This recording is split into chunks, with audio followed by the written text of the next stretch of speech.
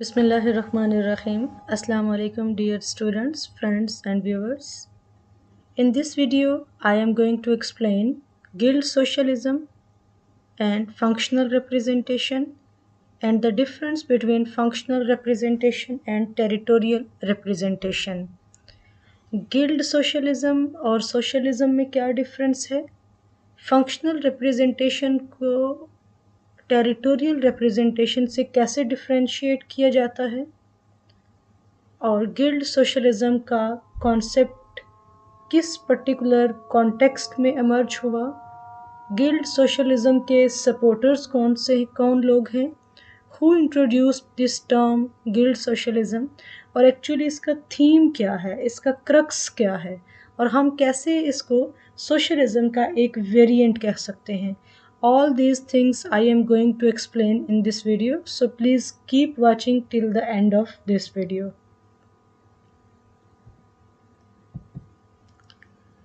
अगर हम एक्सपोनेंट्स की बात करें तो this variant of socialism that is called guild socialism, it originated in United Kingdom and was at its most influential in the first quarter of the 20th century. 20th century का जो first 2 decades हैं उनके अंदर guild socialism अपनी peak पर थी और actually guild socialism का जो स्लोगन है वो यूके से ओरिजिनेट हुआ. अगर हम इसके फाउंडर्स की बात करें तो GDH कोल और जो विलियम मॉरिस हैं, they both are called the major exponent of this variant of socialism. GDH Cole की बात की जाए तो उन्होंने सेल्फ गवर्नमेंट इन इंडस्ट्रीज़ एक किताब लिखी जो कि 1917 में पब्लिश हुई. Guild socialism restated and social theory उनकी किताबें 1920 में पब्लिश हुई. इन बुक्स के अंदर उन्होंने किस आइडियालॉजी को और किस अप्रोच को प्रोजेक्ट किया?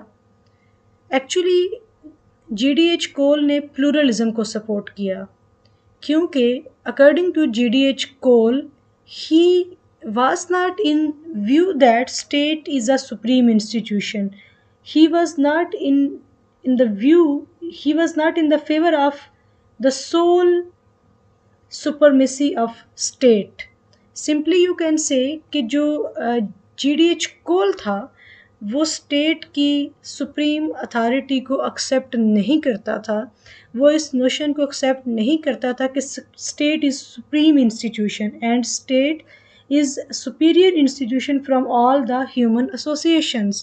GDH का कहना ये था कि जो अदर ह्यूमन एसोसिएशंस हैं उनको भी इतनी ही इम्पोर्टेंस मिलनी चाहिए जितनी कि स्टेट को मिलती है और स्टेट को अपनी सॉवरेनिटी अदर ह्यूमन एसोसिएशंस के साथ शेयर करनी चाहिए, स्पेसिफिकली गिल्ड एसोसिएशंस के साथ.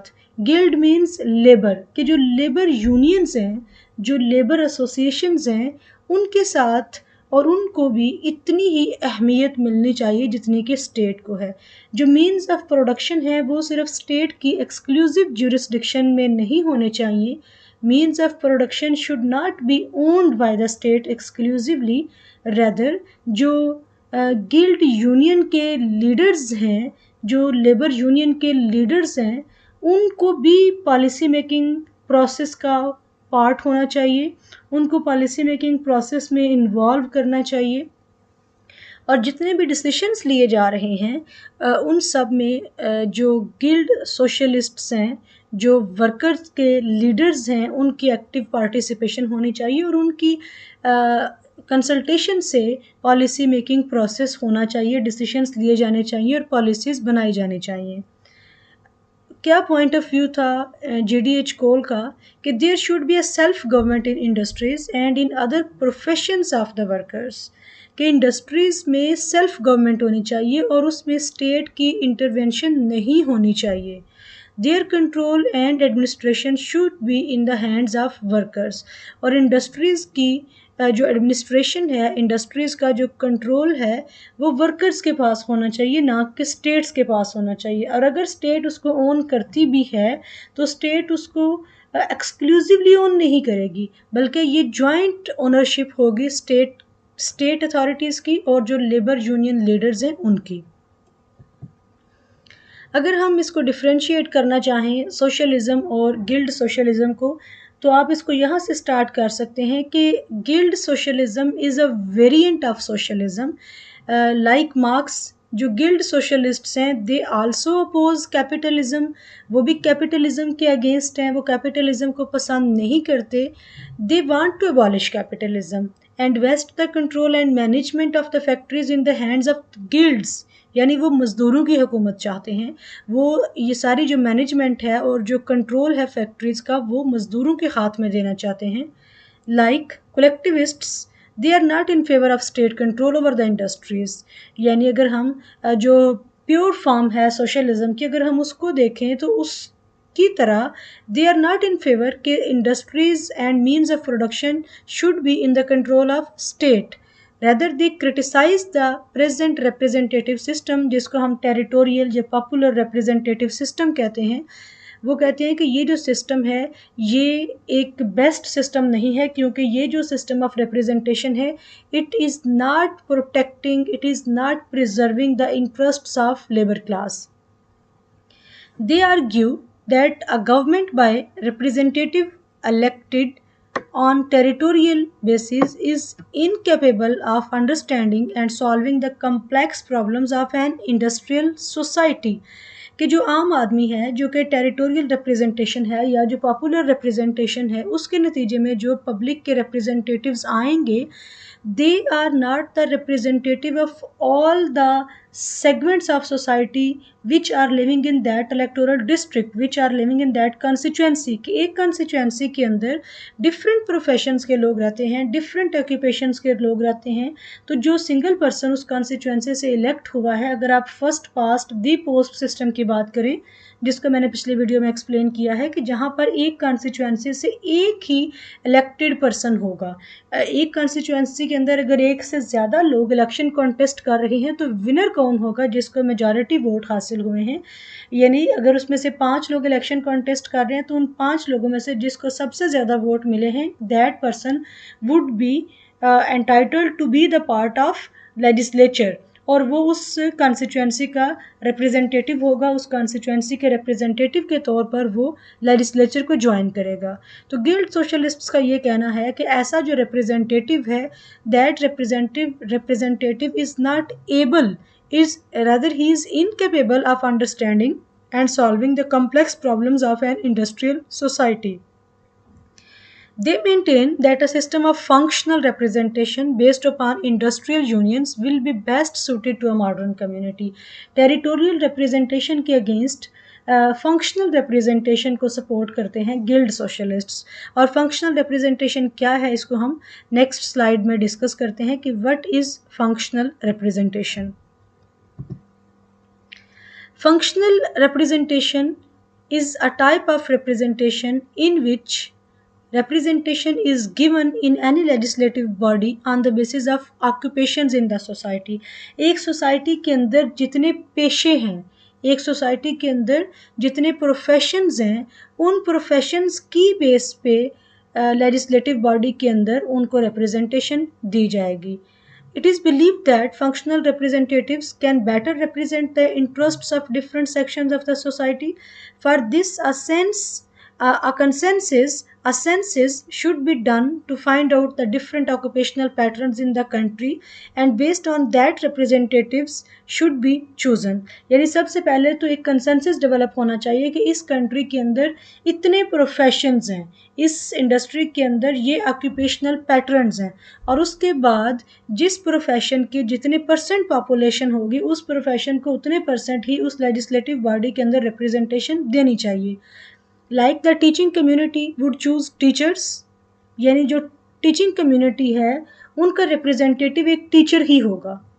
A business community will elect business representative amongst themselves, और जो business community है उसको represent कौन करेगा, एक business person, ना कि उसको एक politician represent करेगा, ना कि उसको एक doctor represent करेगा, ना कि उसको एक scientist represent करेगा, बल्कि business community को represent करने वाला शख्स एक business person ही होगा। workers will choose workers representatives, etc. It is based upon the assumption that such type of representation will help in choosing better and competent leadership, कि इस तरीके से जो representatives आएंगे वो अपनी उस पर्टिकुलर सेगमेंट ऑफ सोसाइटी के इंटरेस्ट्स को और उनके प्रॉब्लम्स को ज़्यादा बेहतर तरीके से जानते हैं। तो जब आप किसी के प्रॉब्लम को ज़्यादा बेहतर तरीके से अंडरस्टैंड करते हैं तो then you are in a position कि आप ज़्यादा बेस्ट सोल्यूशन दे सकें उस प्रॉब्लम का, क्योंकि जब तक आपको प्रॉब्लम नहीं समझ आएगी उस वक्त तक आप उसका बेस्ट सोल्यूशन नहीं दे सकते हैं। तो बेस्ट सोल्यूशन देने के लिए firstly you need to identify the problem and then you need to understand that problem. What is the other type of representation जिसको गिल्ड सोशलिस्ट्स अपोज करते हैं, that is territorial representation. Territorial representation जैसे कि नाम ही बता रहा है कि इसमें जो रिप्रेजेंटेशन होगी वो टेरिटरी की बेस पे दी जाएगी।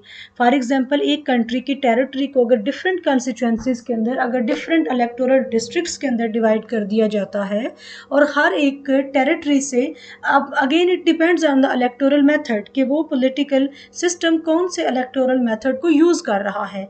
अगर आप पाकिस्तान की नेशनल असेंबली की जनरल सीट्स का इलेक्टोरल मेथड देखें तो वो फर्स्ट पास्ट दी पोस्ट सिस्टम है, means single member constituency system है कि एक कंस्टिट्यूएंसी से सिंगल मेंबर ही इलेक्ट होगा। तो जो गिल्ड सोशलिस्ट्स हैं वो ये कहते हैं कि ये सिस्टम बेस्ट सिस्टम नहीं है, क्योंकि सोसाइटी के जो डिफरेंट प्रोफेशंस हैं उनके इंटरेस्ट्स को उस प्रोफेशन का रिप्रेजेंटेटिव ही बेहतर तरीके से रिप्रेजेंट कर सकता है in any legislative body. As per the number of seats in the legislature, the entire territory is divided into electoral districts. जिस तरह से भी मैं आपको एक्सप्लेन कर रही थी कि पाकिस्तान की जो नेशनल असेंबली है उसकी 272 जनरल सीट्स हैं, तो पूरे पाकिस्तान की टेरिटरी को 272 इलेक्टोरल डिस्ट्रिक्ट्स में डिवाइड कर दिया गया है।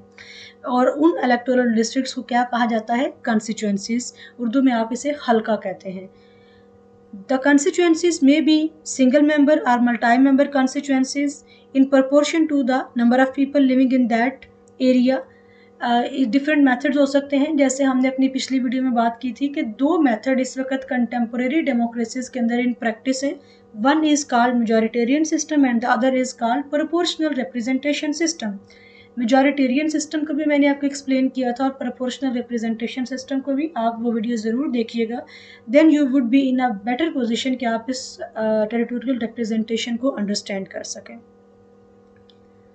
हम बात कर रहे हैं कि जो टेरिटोरियल रिप्रेजेंटेशन है उसमें रिप्रेजेंटेशन दी जाती है on the basis of territory, और पूरी जो स्टेट है उसकी लेजिस्लेचर की जितनी जनरल सीट्स हैं उस के मुताबिक उस पूरी टेरिटरी को डिफरेंट कॉन्स्टिट्यूएंसीज में डिवाइड कर दिया जाता है। One of the features of the territorial representation is that each representative must representative roughly an equal segment of the population, कि हर एक जो representative होता है वो एक equal segment of the population को represent करता है। To ensure this, each constituency is divided in such a way that they have almost equal population. One of basic assumption of the territorial representation is that people within a constituency are similar and have like-minded interests, and are representative which they will elect be by the majority will better represent the population. लेकिन ऐसा नहीं होता, क्योंकि एक जो territory है, एक जो टेरिटोरियल डिस्ट्रिक्ट है, जो एक कॉन्स्टिट्यूएंसी है, उसमें लोगों के इंटरेस्ट सिमिलर नहीं होंगे और they would not be the like minded persons, उनके एक जैसे इंटरेस्ट नहीं होंगे। तो एक सिंगल पर्सन उस टेरिटरी से जो इलेक्ट हुआ है वो कैसे उस टेरिटरी की अगर 10,000 पॉपुलेशन है और उस 10,000 पॉपुलेशन में कुछ डॉक्टर्स हैं, कुछ लॉयर्स हैं, कुछ टीचर्स हैं, कुछ ट्रेडर्स हैं, तो वो कैसे single person in different segments of society के इंटरेस्ट्स को रिप्रेजेंट कर सकता है। अगर हम डिफरेंस की बात करें कि what is the difference between functional and popular और टेरिटोरियल रिप्रेजेंटेशन, तो जैसे पहले हमने डिस्कस किया कि जो फंक्शनल रिप्रेजेंटेशन है वो प्रोफेशन बेस्ड होती है, वो ऑक्यूपेशन बेस्ड होती है, जबकि जो टेरिटोरियल या पॉपुलर रिप्रेजेंटेशन होती है वो टेरिटरी बेस होती है, कि उस टेरिटरी के अंदर रहने वाली जितनी भी पॉपुलेशन है उसका सिंगल, या अगर उस इलेक्टोरल सिस्टम में मल्टी मेंबर कॉन्स्टिट्यूएंसी है तो वहाँ पर एक से ज़्यादा मेंबर इलेक्ट हो सकते हैं। तो this was the difference between functional and territorial representation. आज के लेक्चर में हमने क्या स्टडी किया कि what is guild socialism and how guild socialism is different from socialism, और किस टाइप ऑफ रिप्रेजेंटेशन को गिल्ड सोशलिस्ट सपोर्ट करते हैं और किस टाइप ऑफ रिप्रेजेंटेशन को वो अपोज करते हैं, और वो उसे क्यों अपोज करते हैं, और फंक्शनल रिप्रेजेंटेशन को वो क्यों सपोर्ट करते हैं। तो ये चीज़ आपको क्लियर होनी चाहिए। इंशाल्लाह ताला हम नेक्स्ट वीडियो में नेक्स्ट टर्म के साथ मिलेंगे। अभी तक अगर आपको हमने जो डिफरेंट टर्म्स को अंडरस्टैंड किया है, लाइक हमने इससे पहले अथॉरिटेरियन टर्म को अंडरस्टैंड किया है, कोल्ड वार को अंडरस्टैंड किया है, कलोनियलिज्म को अंडरस्टैंड किया है, तो अगर आपको इसके अलावा आज हमने पॉलिटिकल कल्चर पर एक वीडियो शेयर की थी, तो पॉलिटिकल कल्चर की जो 3 डिफरेंट टाइप्स हैं, पार्टिसिपेंट, पैरोकियर और सब्जेक्ट, उनको हमने डिस्कस किया। इन टर्म्स में से अगर आपको किसी भी टर्म की समझ नहीं आ रही, you are not able to clearly understand these terms, तो please post your comments, I will definitely answer your comments. Thank you so much for watching. Take care. Allah Hafiz.